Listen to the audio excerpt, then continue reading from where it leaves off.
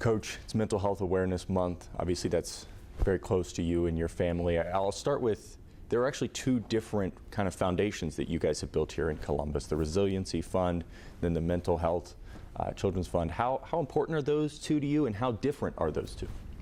Well, I think first off, we have an opportunity to be leaders in this space across the country, and I think that's happening in Columbus. And it starts right here at Ohio State with all the great work that's being done here on campus. Dr. Luan Fan and everybody in the behavioral health department, psychiatry, but also at Nationwide Children's and the Kids Mental Health Foundation, the Behavioral Health Pavilion that's there. There's just so many great things going on, and there's a lot of areas to unpack when it comes to mental health. But I think at the end of the day, it comes down to people understanding that there's physical health and mental health, and they're very, very similar, more than we probably can appreciate. When you look at mental health, obviously there you just said there's so many different things to unpack, but you guys have done so much to help in that with Ohio State here. What are some of those immediate impacts you've seen just throughout kind of the couple years you guys have had your foundation? Well, I think the first thing is just the feedback that Nina and I get in the community. Just so many people coming up and telling their stories, and then just realizing that access is so important. Where do you go? Having a plan for when people need care. But to me, it's understanding that there is mental health and physical health. And what I mean by that is, like, when you're talking about your physical health, you eat well, you get your rest, you lift, you run, you get checkups. And when something goes wrong, you have a plan on where to go. We're not as thoughtful about our mental health that way. And we don't always know where to go if something doesn't fit right. And a part of that is the prevention.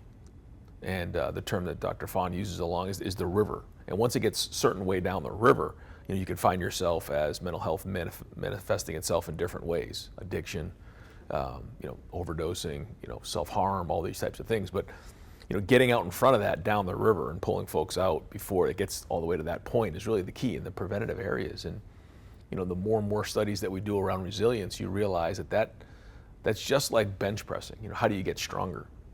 You bench press. How do you lift? You work on your muscles. It's the same way mentally. And what we're finding is that, take a college student, for example. They go into college. They're going to have stress. They're going to have anxiety. Why? Everything's new. And when you're challenging your limits, when you're learning something new, when there's change in your life, that's part of life. But understanding that when you're trying to do those types of things and challenge yourself and be uncomfortable, those things are natural, but they're ways to build up your resilience. When you're done with the big, strong lift, what happens? You're sore. Well, it's similar that way, and recognizing that is a big part of the battle. I went back through a couple of your speeches and read through the foundation, and the word resilience comes up a lot. That's something for you and your family. What does that word mean to you, and what does that word mean in regards to mental health? Well, I think when people hear mental health, and it really happened to me a lot when I first came out with the story about my dad, was like it got heavy. But that's all the way down the river, like we're talking about. Like, let's talk about getting to the point where, if there's something that needs to be addressed, it's treated the right way.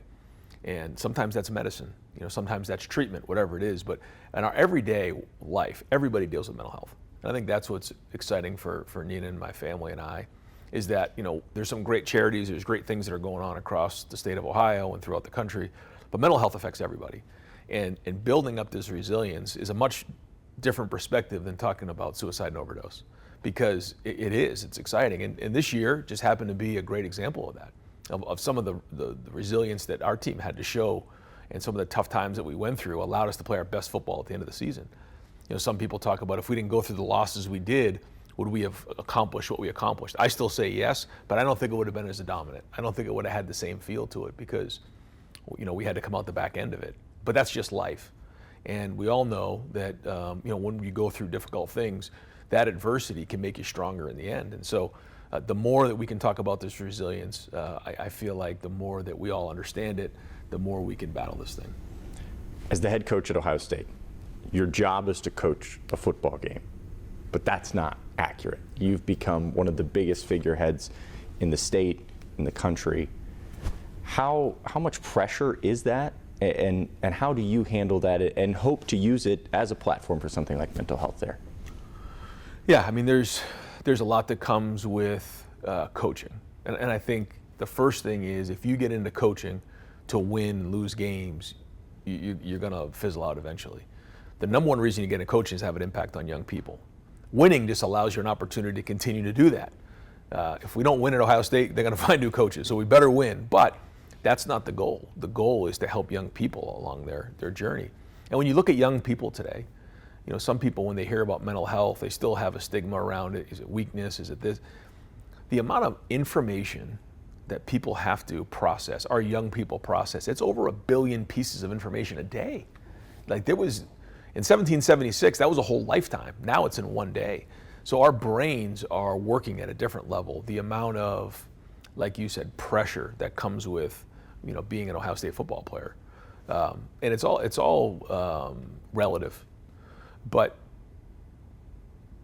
social media, just media in general, all those, for young people nowadays, they're on their phones constantly and they don't get away from it. Like once they get home from school, they're not all of a sudden away from it when the next day they got to deal with it when they get on the bus. They're dealing with it 24/7. It's the same thing with our players. After a game is over, they're constantly reading about what's going on. So, understanding that it's different than it used to be 5, 10, 20, 50 years ago, and it's continually changing. And where we're going to be in 5 to 10 years is different. So I think that's a big part of it, and knowing that this is a lot. But again, perspective can really help you with all of that, if you need perspective, just go down to Nationwide Children's and visit some of the people that are down there, or take a walk over to the James and seeing some people who are, going through some difficult times. It certainly gives you perspective on what's important. Talk about perspective. You have a rare perspective.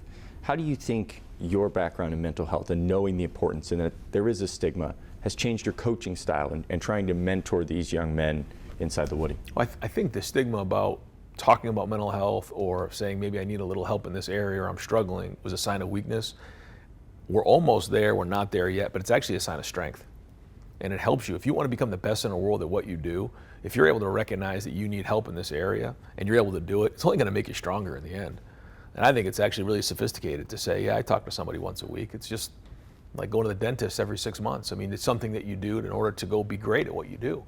So I feel like we're slowly kind of, switching that narrative a little bit, which I think is critical. But I think for our guys to see, the stance that Nina and I take publicly and my family in this mental health space allows them to realize that, hey man, like this is not a sign of weakness. This is something that, let's just say it's a player who struggles in the moment, playing in front of 22 million people. They have sports psychologists that can help them here, talk to them about, being in the moment, focusing on right now, not letting some of those other things affect their play.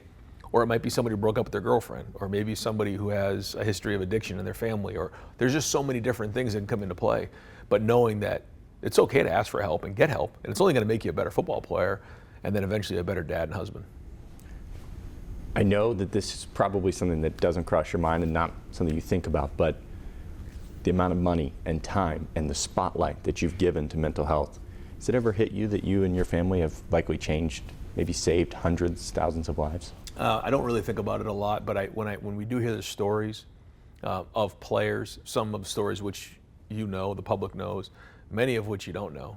I mean, I got a call the other day that took me off my seat from a parent of somebody who's not in the program anymore, and just talked about how we saved their son's lives or their life, and it was just one of those moments where you're like, yeah, this is why we do what we do, because that's why you get into coaching.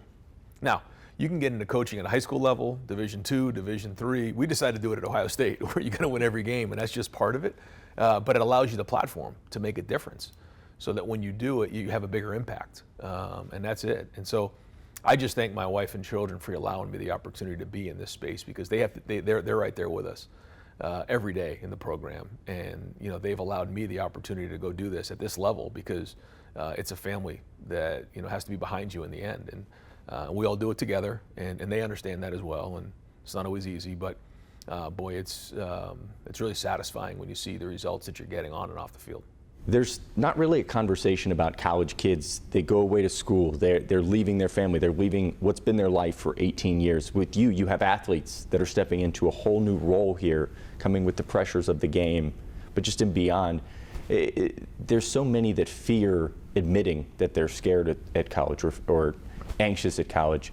How would you hope that those kids can understand that it's normal? Well, you're going from being, with your family at home every day, going to high school where, when you transition into high school, you have those couple years and then you start to get that comfort level of being home and sleeping in your bed every night, to now transitioning into college. And there's more to the college experience than just the classes. It's making that transition, like you're saying, being on your own, and everything changes in your life. Where you sleep, who you talk to, the classes you go to, everything about it is new. What's going to come with change? Stress. That's just how it goes. I mean, if we move houses, there's stress that comes with that. We're not in our comfort zone, but also you're growing and you're trying to, reach new limits. And we see that with our players all the time. We're constantly pushing these guys to be the best in the world at what they do. What's going to come with that? Stress and anxiety. That's part of life. Dealing with that and understanding that on the front end, that these are the things that you're going to do. How do you get stronger? You stress your body out, and you're trying to test your limits. So anytime that happens, you're gonna go through things like that. And I think recognizing that on the front end is important for a lot of the college students as they make that transition. When you look inside the Woody, you have a rare opportunity here to kind of get a group of young men and help shape them. Yeah. How much are you seeing the impact and the growth of mental health just in this room compared to maybe when you took over as coach? Our job as coaches, and Mick in the strength and conditioning area, is to constantly apply stress. Make it difficult, create conflict, because that's how you grow. And so when we see 120 guys in a building, coaches, who are trying to become the best in the world at what they're doing, they're going to be under extreme pressure. So we get a chance to see some of the different reactions out there. And a big part of them growing and working through those times is feeling part of a team. And that's really, in the research, it's really showing having people that you care about, being communal, the social part of things has really been healthy for our team. And I think that had a big hand in how we played down the stretch. When guys were coming in the building in the playoff run, we had to throw them out of the building because they liked being in here. Sometimes late in the season, guys want to be out the door, and they, once the horn blows, they're out. These guys hung around because of the connection they made being part of a team. And so the more we can bring people together and be part of communities, be part of social groups, it goes a long, long way. And I think that's one thing that we find is that after a tough day at work or everything we're doing physically, mentally, emotionally, having the ability to spend time, have a dinner with each other goes a long way. If you were looking at the next step of mental health, we talk about the stigma a lot. We talk about, how we're trying to break the stigma. You say, it's coming around a little bit. What do you think is that next step that we as a society kind of need to take in regards to mental health? Well, it's the access part of things, and understanding that there are different levels to where we are on this river. And certainly we all see the extreme part of it down the river, but where are we at in the rest of this journey in mental health? And so having the facilities, having the access is going to be critically important, but also just the understanding of where we are in it all. Wrapping up here, is there anything you guys do inside the building to kind of keep an eye on the mental health of your team? When you have 120 guys, you also have your staff too, so that's important as well. But for the players themselves, every Thursday during the off season, we have a long, extensive meeting where we go through every guy on the team. And when we do that, we go through every class. And so our academic folks in SASA will do a great job. By the way, we just had our 6th semester of over a 3.0, so we're fired up about that. And a big part of it are these meetings, I believe, is that we go through everybody. And what happens is you get a grade on how things are going for that week. And so, academics does their thing, and they give a grade. How was he? And then we go into the training room, they give a grade. Weight room gives a grade. Player development gives a grade. Nutrition, Kayla does an unbelievable job. She gives a grade. And then their football coach gives a grade. And depending on where we are in the season, it's a little bit different, but we're thorough about it. And when you go right across the board, it allows me as the head coach to recognize, there's some trends going on right here. Here's a guy who's all the arrows are pointing up, everything's good. great. And then there's like, okay, somebody picked something up. And so what'd you see? Well, he just seemed like he had a bad day on Thursday. Well, and you dive into a little bit. Well, yeah, did you hear that? There's about 40 people in that room. Did you hear that, his girlfriend may have broke up with him or something going on back home? Well, you see a couple arrows down in different categories. You bring them in, you say, hey, what's going on here? You're struggling in the classroom, you missed this assignment, you were late for this appointment with the training room, something's going on here. And then we have to maybe bring in folks when appropriate. But it allows me the opportunity to get a handle on everybody in the program when you have so many guys in it. When you look at your leaders on the team, how have you seen them help take accountability with their teammates in regards to mental health and making sure they check on their own teammates before it even comes to you guys? You'd be surprised how many times they come to the position coach, to Mick, and sometimes even to me. And I won't say names, but even in the last year, there's been about 3 or 4 times where they come in and they say, listen, coach, doesn't come from me, but you've got to check on him right now. Something's not right, and I won't get into all the reasons why. And then we start to, peel the onion back a little bit and figure out what's going on. But yeah, that's a big part of it, is guys understanding that, hey, it's okay to walk into the coach's office and say, man, just can you please go take a look at him, because maybe not everything you're seeing is what we're seeing. And that's what being a brotherhood, or being in the brotherhood, is all about.